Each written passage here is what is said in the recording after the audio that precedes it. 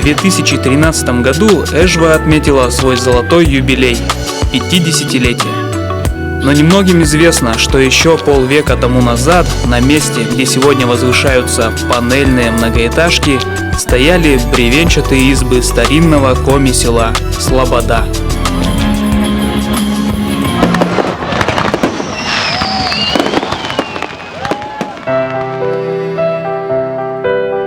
История Слободы начинается с 1585-86 годов, когда сюда приехали переписчики. Не сама история, а вот Слобода попала в письменные источники. Идет упоминание о починке, починок Слободка Шульгина в 14-15 верстах от погоста Усть-Сысойск на речке Човью. Починок – это самый маленький населенный пункт, обозначающий начало. Вот в коем где-то 2-3 дома, но не более. Но на момент переписи было уже 8 дворов. С присоединением в 15 веке к московскому государству коми-земли стали интенсивно заселяться. На некогда пустовавшей территории появились деревеньки, починки и слободки. Слободкой или слободой называли населенный пункт, который основывался на условиях освобождения от уплаты государственных податей. Проще говоря, крестьянин, отважившийся поселиться в Медвежьем углу, на несколько лет получал полную экономическую свободу. Слово «Шульгина» может обозначать, конечно, первого человека, который поселился здесь, но дело в том, что как раз фамилии еще так в то время не фигурировали, их не было, может они были, но по крайней мере их не описывали. И я думаю, что слово «Шульгина» в данном случае это древнерусское слово «шульца», «шуйга» – это левая сторона, потому что сам починок, он, понятно, был образован на левом берегу реки Вычегда. В конце XIX века маленький починок превратился в погост. В начале XX века в Слободе насчитывался 171 двор, в котором проживали 708 человек. Однако первым поселенцам суровый северный климат пришелся не по нраву. Частые неурожаи вынуждали людей покидать ставшие родными места. Был период, когда практически чуть не перестал существовать этот починок, потому что похолодание какой-то период наступило, и люди вынуждены были уже насиженные вообще-то места покидать. Как раз перепись следующая говорит о том, что через несколько лет здесь осталось жилых-то домов всего 3. В состав селения Слободского входили 3 деревни. Ягвыв в нижнем конце села, Сёрт в восточной ее части и деревня Веждин в верхнем конце Слободы. Одну из этих деревень, вот вы можете обзор немножечко увидеть, она находится там. То есть это первая деревня, которая встречалась по пути из Усть-Сысойска в Яринск. Вот шла столбовая дорога, вот чуть-чуть ниже к Вычегде. Деревня эта называлась Веждина, Веждин на таком языке. Веж – это чистое святое место, дин – это около.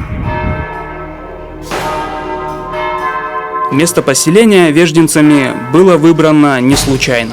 Близость леса и реки давала возможность заниматься охотничьим и рыболовным промыслом, а широкая пойма Вычегды позволяла делать большие запасы сена на зиму. Есть предположение, что именно в честь щедрых заливных лугов получила название река, а позже и рабочий поселок.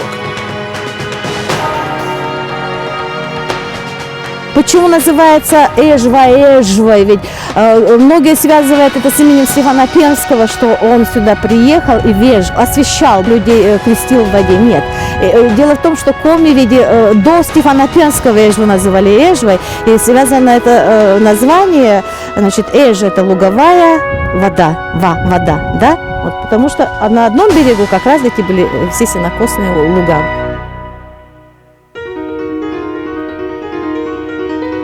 Центр Слободы находился на месте современного стадиона и назывался Вичкодор, что в переводе с коми-языка означает «место рядом с церковью».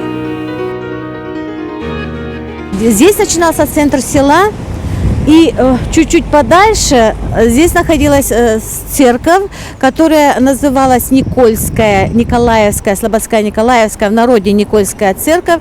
Она была построена в конце 19 века. Место было, конечно, очень красивое, очень хороший обзор. Вот. И рядом с церковью располагались дома священнослужителей. Вот псаломщиком в этом церкви, например, работал отец народного артиста Советского Союза Ивана Ивановича Аврамова. В этом месте была изба-читальня, потом и клуб, и даже склад. Но это история наших, наверное, многих церквей. Вот. Но в 60-е годы, когда началось уже строительство Эжвы, вот, церковь она была снесена. Ближе к реке находилась деревенька Сёрт. Название деревни вполне себя оправдывало. Скоми Сёрт переводится как «сырое место в долине реки». Дома местных жителей часто затапливала. Река Вычегда и ее приток Сёрт-Полой из года в год расширяли свои русла. Весенние паводки размывали берега, разрушали земельные участки. Сёртинцам пришлось искать место по суше.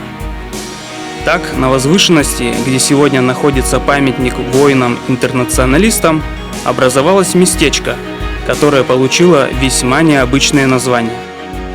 Та самая столбовая дорога, она шла вот примерно там, где сейчас улица Мира, чуть-чуть пониже. И вот само селение Слободское, оно начиналось в этом месте, а вот выше чуть-чуть, чем селение Слободское, находилось место, которое носило название Владивосток. Очень интересное название, официально нигде вот этого места нет.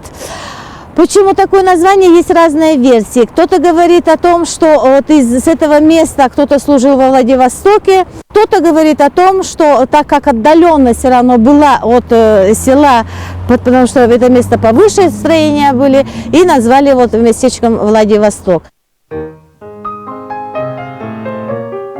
Большинство домов в Слободе, как и в других комисселах, представляли собой бревенчатые строения внушительных размеров, состоящие из двух изб под одной двухскатной крышей.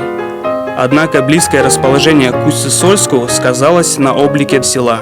В нем появились дома городского типа, так называемые шестистенки с четырехскатной крышей.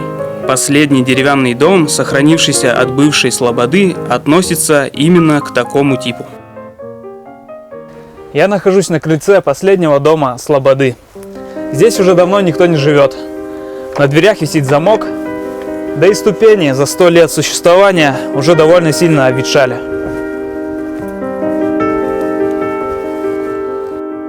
Этот дом принадлежал семье Полиных.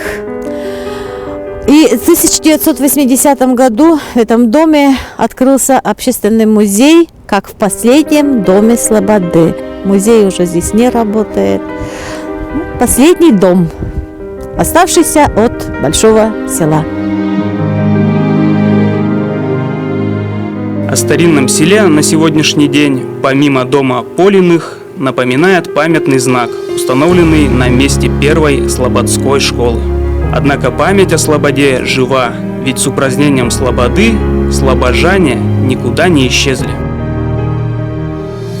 Была Слобода. Все дома, которые существовали в Слободе, они представлены. Когда мы делали реконструкцию Слободы, мы выполнили реконструкцию и по слобожанам. Все слобожане здесь перечислены по состоянию на 50-е годы, когда пришли сюда строители. Зеленый океан республики ежегодно дает стране миллионы кубометров добротного леса. Для нынешних масштабов лесозаготовок Сыктывкарский лесокомбинат стал явно мал. И вот на берегу Вычегды, в окрестностях Сыктывкара, загудели бульдозеры. 30 марта 1961 года было подписано постановление об утверждении проекта на строительство Сыктывкарского ЛПК.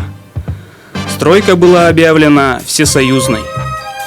А 5 августа 1963 года Слобода получила название Эжва.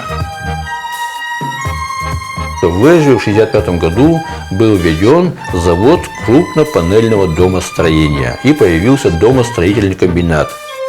В 60-х годах дома строились настолько быстро, что счет велся на сотни квартир. По крайней мере, у меня цифра есть одна. 980 квартир было построено в 1968 году. 980.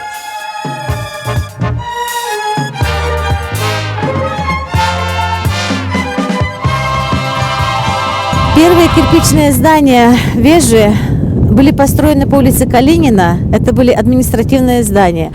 А первый жилой кирпичный дом, вот он перед вами. Мы видим вот памятную дощечку такую. Эжва застраивалась комплексно.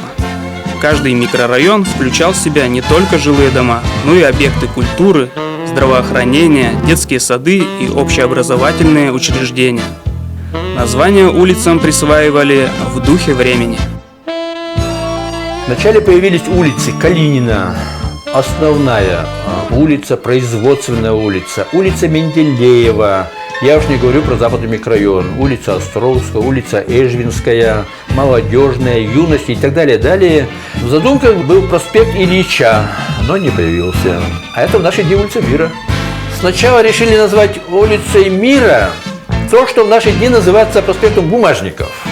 У проспекта Бумажников было несколько переименований. Вот сначала улица Мира, потом улица Химиков, потом Комсомольский проспект. Почему Комсомольский проспект поменяли? Такой проспект есть в Москве. Жил бы, изрался. Нет, просто проспект Бумажников стал. Ну, да. Так он прижился в конечном итоге.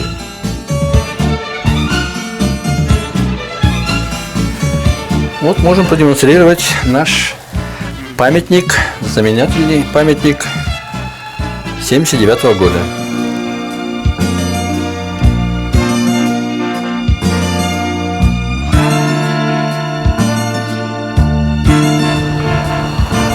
Стела Сыктывкарского лесопромышленного комплекса давно уже стала символом Эжвинского района. Но немногие знают, что до 1979 года это место занимал монумент чуть поскромнее нынешнего.